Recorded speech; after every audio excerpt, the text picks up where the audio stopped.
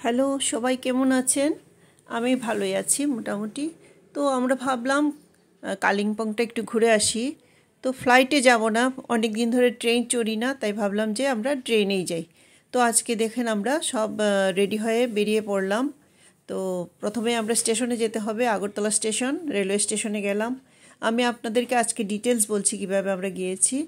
Tripura Sundari express দিয়ে আমরা প্রথমে শিলিগুড়িতে যাই। তো সেটা ট্রেনটা 3:30টার সময়, বিকেল 3:30টার সময় ছাড়ে। তো সেখান থেকে আমরা আগরতলা থেকে উঠে গেলাম, এটা একদম দিল্লি পর্যন্ত যায়।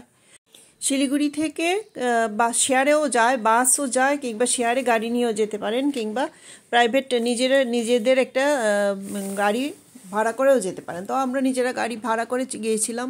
এই যে দেখুন, প্রথম আমরা কোলাখামে চলে এসেছি একদম ডাইরেক্ট। আর রাস্তার মধ্যে কিছু কিছু জিনিস আপনাদেরকে দেখালাম। কোলাখামে আমাদের আগেই হোমস্টে বুক করা ছিল। এই যে আমাদের হোমস্টে খুবই সুন্দর, এখানকার ফুল দেখলেই আপনাদের মনে শান্তি চলে আসবে, এত সুন্দর ফুল এখানকার, খুবই সুন্দর। আর হোমস্টেটাও খুব সুন্দর ছিল, সেখানে খাওয়া দাওয়া সব মিলিয়েই ছিল, সব কিছুরই ব্যবস্থা ছিল। আর রুমও ছিল বেশ পরিষ্কার পরিচ্ছন্ন, ভালোই ছিল। তো আমরা সেখানে এসে 2 দিন ছিলাম কোলাখামে। তো কোলাখাম থেকে আমরা রওনা হয়ে গেলাম সকালবেলা। তো প্রথমেই আমরা একটা ঝর্ণা ছিল, ফলস ছিল, এটাতে 500 মিটার নিচে হেঁটে নামতে হয়, আবার এই সিঁড়ি বেয়ে বেয়ে উপরে উঠতে হয়, খুব কষ্ট হয়েছিল। এই সেই ঝর্ণা। তো সেই ঝর্ণাতে নামলাম, নেমে খুবই ভালো লাগলো ঠিকই, সুন্দর, দৃশ্যটা খুবই সুন্দর ছিল। তারপর আমরা গেলাম সেই পাইন ফরেস্ট আছে, পাইন ফরেস্টে, সেখানে আবার টিকিট কেটে ঢুকতে হয়। তো পাইন ফরেস্টে আমরা টিকিট কেটে ঢুকলাম।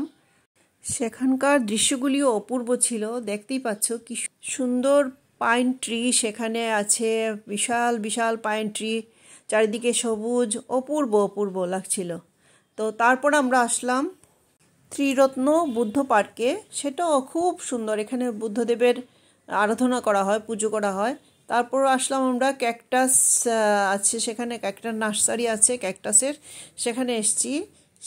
সেটাও খুব সুন্দর, এখানে ক্যাকটাসের বিশাল বিশাল গাছ ক্যাকটাস আছে, খুবই সুন্দর, সাথে ফুলের বাগানও আছে। সেগুলি দেখতে দেখতে, এটা সব কিছু হলো কালিম্পংয়ে সব কিছু খুবই সুন্দর, জায়গাগুলো সবগুলি জায়গায় খুবই সুন্দর, খুব ভালোই লাগছিল। তারপর আমরা চলে আসলাম মঙ্গলধাম একটা হিন্দুদের পুরনো, অনেক পুরনো মন্দির।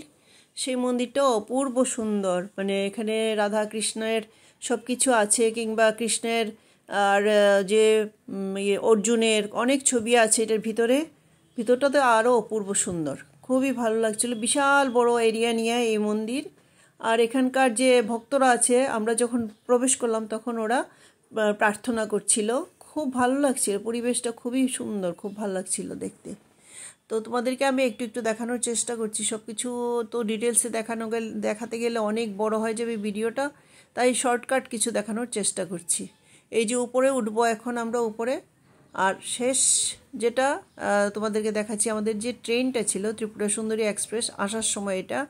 তো এইটাও দেখো কি সুন্দর, রুমগুলি ভীষণ সুন্দর, খুব সুন্দর, first class, AC first class room, অপূর্ব, কোনো অসুবিধা নেই। একটা রুম পুরো নিজেদের জন্যই ছিল, আমার আর আমার হাজব্যান্ডের জন্য।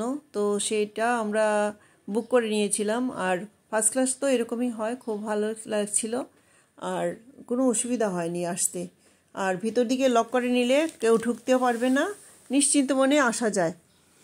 আমি আরেকটু ডিটেলসে তোমাদেরকে ট্রেনটা দেখাচ্ছি, ত্রিপুরার ট্রেন, তাই একটু স্পেশালভাবে দেখাচ্ছি, কি সুন্দর দেখো। ফার্স্ট ক্লাস এসি রুমগুলো খুবই সুন্দর হয়। এই যে আমি প্রবেশ করলাম, তারপর একটা একটা করে আলাদা আলাদা রুম আছে, তবে শেয়ারিংয়ের রুমও আছে। তো আমাদেরটা সেপারেট ছিল, তো 2টা বেডই ছিল সেখানে। আর একদম ভিতর থেকে লক করা যায়, কোনো অসুবিধা নেই, কেউ কোনো চোর টোর কিংবা কিছু ঢোকার নেই, সমস্যা নেই। হকার এসেও ডিস্টার্ব করবে না, তুমি একদম নিশ্চিন্ত আরাম করে আসতে পারবে, কোনো অসুবিধা হবে না। তো আমি এই যে প্রবেশ করলাম আমাদের রুমটাতে, আয়না টায়না সব কিছু ফিট করা ছিল। এই যে নিচে একটা বেড আর উপরে আরেকটা বেড, আর এই রুমটা পুরোটা খালি ছিল। আরেকটা গল্প বলছি, আমাদের রুমে আরেক মহিলা ঢুকে বসে রয়েছিল, দিল্লি থেকে আসছে, তো এটা তো দিল্লিতেই উঠেছিল মহিলা, এসে আমাদের রুম তো আর ছাড়ছে না, ও তো বেশ ভালো আরামসে আছে, পাশের রুমে শেয়ারিংয়ে সে ছিল আর কি। তারপর অনেক আমরা বলা টলার পরে তারপর সে ছাড়লো রুমটা। মানে কি যে দিল্লির মানুষ না, বলে লাভ নেই, আমাদের রুম আমাদেরকে ছাড়ছে না, চিন্তা করে অবস্থা। তো কি করা যাবে, ঝগড়া তো আর করতে পারি না। ভালোভাবেই শেষে কোনো রকম বিদায় করলাম। আর মহিলার সাথে অনেক প্রচুর পরিমাণে লাগেজ ছিল, সেই ছোট রুমে শেয়ারিং রুমে গেলে তো আর সেই লাগেজগুলি জায়গা হবে না, তাই ভাবলো সেপারেট রুম আছে, এটাতে ঢুকে বসে থাকি। এই যে দেখো এইভাবে ভিতর থেকে লক করা যায়। আর মহিলা ঢুকেছে তো ঢুকেছে, আর বেরোতেই চায় না। আমরা তো শিলিগুড়ি থেকে উঠেছি, আর ও তো দিল্লি থেকে এসছে, বাস ভাবছি যে আমি দিল্লি থেকে এসছি, আমার এই রুমেই থাকবো। তারপর অনেক বলা টলার পর তারপর আমাদের রুম ছাড়লো, আমরা প্রবেশ করলাম। আর শিলিগুড়ি থেকে আমরা যখন কালিম্পংয়ে যাই তখন একটা আমরা গাড়ি ভাড়া করে নিয়েছিলাম। সেটা আমাদের নিয়েছিল